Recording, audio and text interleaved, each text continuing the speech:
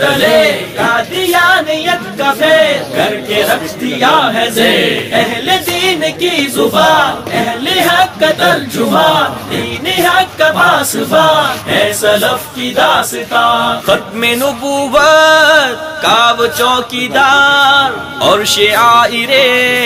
دین کا پہرے دار ختم نبوت کا وہ چوکیدار اور شعائر دین کا پہرے دار اس لیے حبیب عوام ہے ہر زبان پہ ابتسام ہے عزم اور وفا اس کا نام ہے ہر زبان پہ ابتسام ہے عزم اور وفا اس کا نام ہے ہر زبان پہ ابتسام ہے ہر محاذ پہ بڑا ہی مستعد ہے آج کا مسلمان پنچایتوں میں جانے کے اندر بڑا ہی مستعد ہے لیکن دکھ اور افسوس کی بات یہ ہے اعضاء اور قوا کی سلامتی کے باوجود اور روح اور اعصاب کی موجودگی کے باوجود مسلمان چند قدم جا کر حی علی الصلاۃ حی علی الفلاح کی ندا کا جواب دینے کے لیے اپنے آپ کو آمادہ تیار نہیں پاتا اور اس مسئلے کے اندر تساہل جہاں پر عام سماج اور عام معاشرے کے اندر موجود ہے اس تساہل کا مشاہدہ دینی طبقات کے اندر بھی کیا جا سکتا ہے بہت سے لوگ جو دین سے وابستہ ہیں لیکن نماز باجماعت کی اہمیت سے غافل ہیں نماز باجماعت کو ثانوی حیثیت دیتے ہیں اور اس بات کو بھول جاتے ہیں کہ شہادتین کے بعد اللہ تبارک و تعالیٰ کی طرف سے ہم کو جو سب سے بڑی ذمہ داری عائد کی گئی ہے وہ نماز کو صحیح طریقے سے ادا کرنا ہے میرا ایمان اتنا کمزور ہے کہ مجھے مسجد میں پہنچنے نہیں دیتا میرا ایمان اتنا کمزور ہے کہ مجھے فجر کے وقت نیند سے اٹھنے نہیں دیتا میرا ایمان اتنا کمزور ہے کہ مجھے سامان تجارت کو چھوڑ کے ظہر کی نماز کو مسجد میں ادا کرنے کی طاقت نہیں دیتا میرا ایمان اتنا کمزور ہے کہ ایوننگ واک کے لیے تو مجھے پارکوں کے اندر لے جاتا ہے لیکن نماز مغرب کی ادائیگی کے لیے مجھے مسجد کے اندر پہنچنے کی سکت نہیں دیتا میرا ایمان اتنا کمزور ہے کہ ڈنر پارٹیز کے اندر مجھے جانے کی صلاحیت تو میرے اندر موجود ہے لیکن نماز عشاء کی باجماعت نماز کی ادائیگی کے لیے میرے ایمان کے اندر سکت موجود نہیں ہے اللہ کی قسم لازمن موجود پاؤں گا حضرات گرامی کے اندر نماز کا مقام اتنا اونچا ہے کہ ہر فرض چیز اور ہر نفل چیز اور سنت چیز کو زمین پر واجب کیا گیا لیکن نماز کو اللہ تبارک و تعالیٰ نے آسمانوں پر لازم فرما دیا حضرات گرامی کا حضرت رسول اللہ کا معراج تو آسمانوں کی سیر تھا اللہ سے ہم کلام ہونا تھا سدرۃ المنتہا کے اوپر جو تھا بیری کے درخت کو دیکھ کر وہاں پر رنگ و نور کے سیراب کو دیکھنا تھا تصریف الکلام یعنی کلموں کو دیکھ کر چلنے کی آواز کو سننا تھا لیکن مومن مسلمان کا معراج کیا ہے اگر وہ حضرت رسول اللہ صلی اللہ علیہ وسلم کی اتباع کرتے ہوئے نماز کو ادا کرتا ہے تو معراج کے راستے کے پر چل نکلتا ہے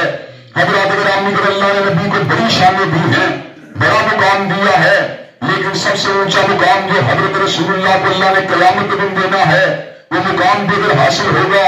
تو نماز تہجد کی ادائیگی کی وجہ سے حاصل ہوگا اللہ تبارک و تعالیٰ خود اعلان فرماتے ہیں وَمِنَ اللَّيْلِ فَتَہَجَّدْ بِهِ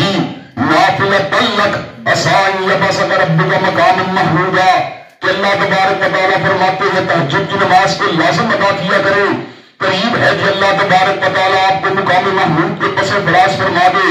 حضرات گرامی اگر میں آپ کو یہ بات بتلا دینا چاہتا ہوں مومن مسلمان کی شان کیا ہوتی ہے وَالَّذِينَ يَبِيتُونَ لِرَبِّهِمْ سُجَّدًا وَقِيَامًا اس کی راتیں گندے پروگراموں کو دیکھتے ہوئے نہیں گزرتی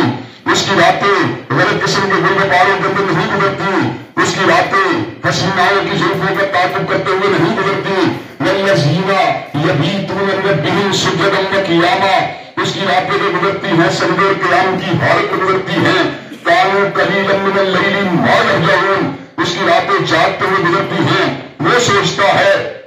جب پرسے سے یوم حساب کا وقت آ جائے گا جب اللہ سے ملاقات کا وقت آ جائے گا تو اللہ کے انعامات اور احسانات کے بدلے میں نے کیا کیا میں کس انداز میں اللہ کو جواب دوں گا كانوا قليلا من الليل ما يهجعون پھر کیا ہوتا ہے پھر اس کی راتیں دنوں میں اڑ جاتی ہیں اور حضرات گرامی اگر راتیں فجر کی نماز کو بھی بروقت ادا نہیں کرتے، لیکن اس مسلمان اور مومن کی شان کیا ہے؟ جب فجر کا وقت ہوتا ہے، جب سحری کا وقت ہوتا ہے، تو رات کے اندر ساری رات کے اندر اپنے سر کو جھکانے والا، اپنی گردن کو جھکانے والا، قیام اللیل کو فرمانے والا، رکوع کے اندر اپنی راتوں کو بتانے والا، سجدے کے اندر اپنی راتوں کو گزارنے والا، جب رات کا وقت گزر جاتا ہے، جب سحری کا وقت آتا ہے، پھر کیا ہوتا ہے؟ وَبِالْأَسْحَارِ هُمْ يَسْتَغْفِرُونَ۔ تو ایسے عالم کے اندر زہد اور پارسائی کے زور باطل کا ابتلا نہیں ہوتا، بلکہ اللہ تبارک و تعالیٰ کی بارگاہ میں آ کے معافیوں کو مانگ رہا ہوتا ہے۔ اللہ میں نے رات کو کوشش تو کی تھی، لیکن تیری کبریائی کا مقابلہ میری جسم نہیں کر سکتی۔ اللہ میں نے کوشش تو کی تھی، لیکن تیری عظمت اور تیری شان کا مقابلہ میرے سجدے نہیں کر سکتے۔ اس کو اس بات کا علم ہوتا ہے، ساری زندگی سجدوں میں گزار لینے کے باوجود بھی اللہ کی بندگی کا حق ادا نہیں ہو سکتا۔ وہ سجود میں رو رہا ہوتا ہے، وَبِالْأَسْحَارِ هُمْ يَسْتَغْفِرُونَ، کہ اللہ تبارک و تعالیٰ رات کی ناقص عبادت کو قبول کر لے، میری خطاؤں کو معاف کر دے۔ حضرات گرامی قدر، جب ایسے تربیت یافتہ لوگ معاشرے کے اندر پیدا ہو جائیں گے، اور ایک میں بات اللہ بجن بصیرت کہہ دینا چاہتا ہوں، اس کو تجزیہ کہہ لیجیے، مشاہدہ کہہ لیجیے، یا پیشین گوئی کہہ لیجیے، میں اللہ بجن بصیرت یہ بات کہہ دینا چاہتا ہوں، اور میں سوچ سمجھ کے کہہ دینا چاہتا ہوں، آج کا دور فسق و فجور کا دور ہے، آج کا دور مادیت کا دور ہے، آج کا دور سیاسی کشمکش کا دور ہے، آج کا دور دین سے دوری کا دور ہے، آج کا دور مسلمانوں کی لبو حالی کا دور ہے، آج کا دور دینی کارکنوں کے عتاب کا دور ہے۔ اللہ کی قسم ہے، میں یہ بات اللہ بنی بصیرت کہنا چاہتا ہوں، جس دن جمعے کے نمازیوں کی جتنی تعداد مسجد میں ہوتی ہے، اتنی تعداد فجر کی نماز میں ہو جائے گی، مسلم لیگ کا سورج ڈوب جائے گا، تحریک انصاف کا سورج ڈوب جائے گا، پیپل پارٹی کا سورج ڈوب جائے گا، اس وقت سورج اگر نظر آئے گا تو اسلامی انقلاب کا نظر آئے گا۔ حضرات گرامی قدر، صحابہ کرام رضوان اللہ علیہ مجمعین نے جنگوں میں حصہ لیا، کیا ان کے پاس کھانے پینے کے بڑے سارے سامان موجود تھے؟ صحابہ کرام رضوان اللہ علیہ مجمعین نے کافروں کو شکست دی، کیا ان کے پاس بہت زیادہ مادی طاقت تھی؟ حضرات گرامی قدر میں دن کے اندر پورے دن بھوکا رہنے والے اور کئی مرتبہ 2 دن پیاسے رہنے والے صحابہ، جنہوں نے امت الکبریٰ کو گرا کے رکھ دیا، جنہوں نے کس طرح کیا کچھ کرنے کو بجھا کے رکھ دیا، ان کے اندر ایک کیا چیز تھی جس نے آبائے دین کو گرا کے رکھ دیا؟ وہ للہیت تھی، وہ تقویٰ تھا، وہ تہجد گزاری تھی، وہ شمس داری تھی، وہ نمازوں کو پڑھنے کا انداز تھا۔ حضرات گرامی قدر، جب وہ نمازی صحابہ نکلے، مسجد کے اندر سے نکلے، مسجد کی صفوں سے اندر سے نکلے، میدانوں کے اندر پہنچے، نمازوں کا وقت آیا تو اس وقت بھی صحابہ نے نمازوں کو نہیں چھوڑا، اس وقت بھی سب بندوں کو نہیں چھوڑا۔ ایسے عالم میں رستم نے کہا تھا، مجھے یوں محسوس ہوتا ہے مسلمانوں کا امیر عمر میرے کلیجے کو چڑھا رہا ہے۔ وہ سب بندی کی آڑ کے اندر معاذ اللہ اس سے بڑے غلط جانور کو تشبیہ ہوئی تھی، اس نے کہا وہ سب بندی کی آڑ کے اندر وحشی جانوروں کو منظم کر رہا ہے۔ حضرات گرامی قدر، وہ جب نیاز جو ہوتی ہے، جو اللہ تبارک و تعالیٰ کے آستانے پہ جھکنے والی ہوتی ہے، وہ دست سوال جو اللہ کے آستانے پہ پھیلنے والا ہوتا ہے، وہ کمر اس کی بارگاہ میں ہم ہونے والی ہوتی ہے۔ اللہ اس کمر کی لاز ضرور رکھتا ہے، اس پیشانی کی لاز ضرور رکھتا ہے، ان ہاتھوں کی لاز ضرور رکھتا ہے۔ حضرات گرامی قدر، اللہ نے صبر کا اعلان فرما دیا اور بڑے خوبصورت انداز میں فرما دیا۔ اصحاب طالوت جب جالوت کا مقابلہ کرنے کے لیے نکلے تو ایسے عالم میں ان کے امیر لشکر حضرت طالوت نے کہا تھا، ان اللہ مبتلیکم بنہر فمن شرب منہ فليس منی ومن لم يطعمه فإنه منی الا من اغترف غرفة بيده۔ حضرت طالوت نے کہا تھا، راستے کا دریا تمہیں دریا کے ذریعے آزمائے گا، تمہیں پیاس نہیں ہوگی، تم نے دریا کے پانی کو پینا نہیں ہے، تم نے اگر پینا پڑ بھی جائے تو ایک چمنی سے زیادہ نہیں پینا۔ حضرات گرامی قدر، پھر کیا ہوا؟ سفر کی سہولتوں کی وجہ سے، پانی کی پیاس کی وجہ سے اکثریت نے چمنی پر پانی نہیں پیا، پیٹ بھر کر سیراب ہو کے پانی پیا۔ جب آبائے دین سے مقابلے کا وقت آیا، وہ لوگ جن کے شکم پر تھے، جن کے گلے تر تھے، جن کے سینے کے اندر پانی کی ٹھنڈک تھی، انہوں نے خاص کرے تو کیا کرے؟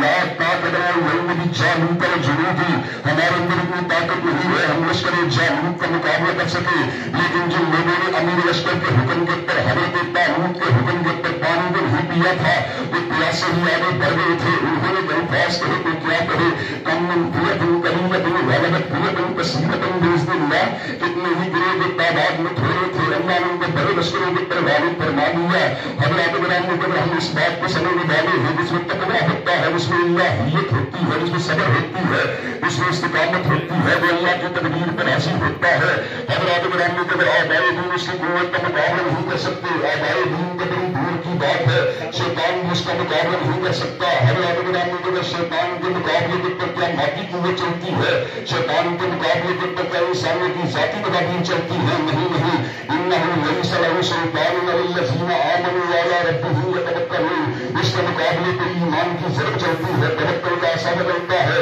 حضرات گرامی کے اگر اس دور پورا شیخ کے اندر لوگوں کو مسجدوں میں بلانے کی ضرورت ہے، ان کو بھولا ہوئے سبق پڑھانے کی ضرورت ہے۔ حضرات گرامی کے اگر ریاست مدینہ کی تحقیق کے لیے اور ریاست مدینہ کو زندہ کرنے کے لیے نوجوانوں کو فحاشی سے چھڑوا کر، ان کو خواہشات کی اسیری سے چھڑوا کر، ان کو غلط قسم کے دھندے سے چھڑوا کر ان کا رجوع مسجد میں موڑنا پڑے گا، ان کو مسجد کی صفوں میں کھڑا کرنا پڑے گا۔ حضرات گرامی کے اگر جو اللہ کے سامنے جھکنے والا ہوتا ہے، وہ ایاک نعبد و ایاک نستعین پر ہونے والا ہوتا ہے، وہ اہدنا الصراط المستقیم پر پکڑنے والا ہوتا ہے، وہ صراط الذین انعمت علیہم غیر المغضوب علیہم کے ترانے کو بلند کرنے والا ہوتا ہے۔ اس کے بعد اللہ کی تعریف بھی ہوتی ہے، اللہ کا فضل بھی ہوتا ہے، اللہ کی رحمت بھی اس کے شامل حال ہوتی ہے۔ حضرات گرامی کے اگر ہم نے بڑے بڑے پلازوں کو بنا دیا، ہم نے کمرشل کارپوریٹ کلچر کو معاشرے میں عام کیا، ہم نے بڑے بڑے گھروں کو بنا دیا، حضرات گرامی کے ہم نے بنا دیا مدارس کو بنا دیا، مساجد کو بنا دیا، اللہ کے گھروں کو بنا دیا۔ حضرات گرامی کے عالم یہ ہے جو پلاٹ جو ہوتا ہے مسجد کے قریب ہوتا ہے اس کا ریٹ کم ہوتا ہے، جو قبرستان کے قریب ہوتا ہے اس کا ریٹ کم ہوتا ہے، جو کمرشل پلازے کے قریب ہوتا ہے اس کا ریٹ زیادہ ہوتا ہے۔ حضرات گرامی کے صحابہ کرام کا چلن کیا تھا؟ وہ مسجدوں کے پاس آنے کو اپنے لیے نعمت سمجھتے تھے۔ اللہ نے سیدنا ابراہیم کو جس مقام کے اوپر جمنے کا حکم دیا، اس مقام پہ جمنے کا حکم دیا جہاں نہ مارکیٹیں تھی، نہ جہاں بازار تھے، جہاں نہ شاپنگ پلازے تھے، ایک ہی چیز تھی، اللہ کا گھر تھا۔ حضرات گرامی کے اس گھر کے پاس نہ سامان تجارت تھا، نہ معیشت تھی، نہ اقتصادیات تھی، لیکن اللہ نے کیا کیا؟ اللہ نے کیا کیا؟ اللہ نے اس گھر کی محبت کی وجہ سے لوگوں کے قافلے کی شکل کے اندر بھاگیے بے آبے کھلا کے اندر پہنچا دیا۔ دنیا کے لوگ جو ہے طرح طرح کے پھل اپنے علاقوں میں کاشت کرتے ہیں، اللہ نے پھلوں کو بتاتے ہوئے شہر مکہ میں پہنچا دیا۔ حضرات گرامی اگر نیت ایک ہوتی ہے، اللہ جنگل میں ملنے کو بنا دیتے ہیں، جب نیت ایک ہوتی ہے اللہ کی رحمت کو سرسبز و شاداب فرما دیتے ہیں، جب نیت ایک ہوتی ہے اللہ کی رحمت انسانوں کے شامل حال ہو جاتی ہے۔ میں اس موقع کے پر حکمہ کے بھائیوں کو مبارکباد پیش کرنا چاہتا ہوں، انہوں نے بنایا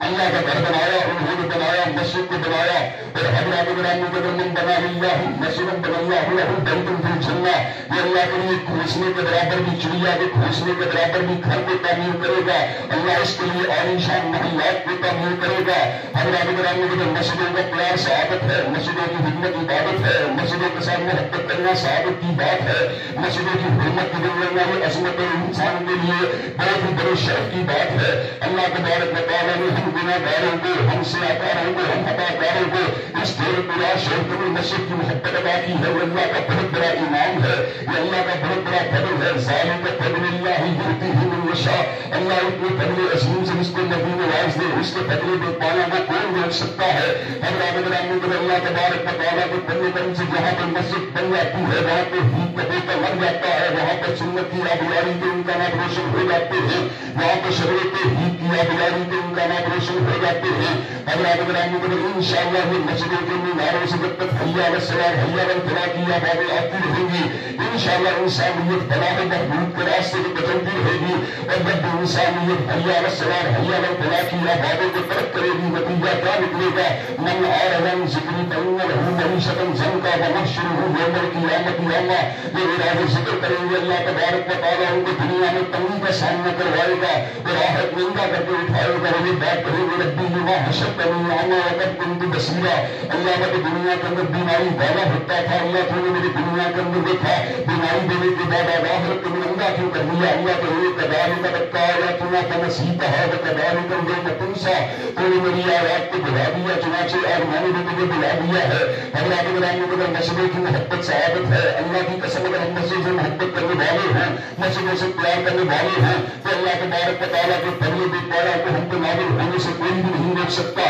حضرات گرامی کو اس موقع پر میں آپ کی توجہ مسجد نبوی میں حقات کے لیے منظم کروانا چاہتا ہوں، جہاں مٹھی پر سے مسلمانوں نے جہاں مٹھی پر کیسے کرتے ہیں مسجدوں کے میناروں کو گرا دیا، مسجد کے بورڈ کو اکھاڑ کے طرف پھینک دیا۔ حضرات گرامی کو حکمہ کے پلیٹ فارم नाम से आज मैं हुक्काम बाला को भी पैगाम देना चाहता हूँ, उन सब पसंदों का एहतसाब किया जाए, उन सब पसंदों को पकड़ा जाए, उनको गिरफ्तार किया जाए, उनका एहतसाब किया जाए, वरना काबतुल्लाह की बेटियों की हुर्मत के लिए और मस्जिदों के मीनारों की असमत के लिए और मस्जिदों के तकद्दुस के लिए इंशाअल्लाह हम सरों के पर कफन पहन के मैदानों में निकल आएंगे। अल्लाह के बंदे को अपनी जानों को हथेलियों में रखकर हम मैदानों में निकल आएंगे। मस्जिदों के मीनारों की हुर्मत के लिए अपने लहू के साथ जमीन को रंगीन कर देंगे, लेकिन मस्जिदों की बेआबरू, मस्जिदों के बेआबरू होने देंगे,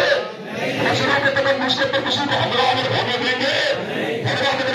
क्या मस्जिदों के मीनारों की अजमत और मस्जिदों के तकद्दुस की जंग लेने के लिए तैयार है इंशाअल्लाह। अल्लाह तबारक व तआला के फजल करम से क़यामत की दीवारों तक अल्लाह के बंदे को मस्जिदों से मोहब्बत करने वाले, मस्जिदों से प्यार करने वाले, उनको आबाद करने वाले, उनकी सफाई का एहतमाम करने वाले लोग आते रहेंगे और इंशाअल्लाह मस्जिदों की आबादकारी वाला मामला चलता रहेगा। अल्लाह तबारक व तआला हम सबको जो है मस्जिदों से मोहब्बत करने की तौफीक दे।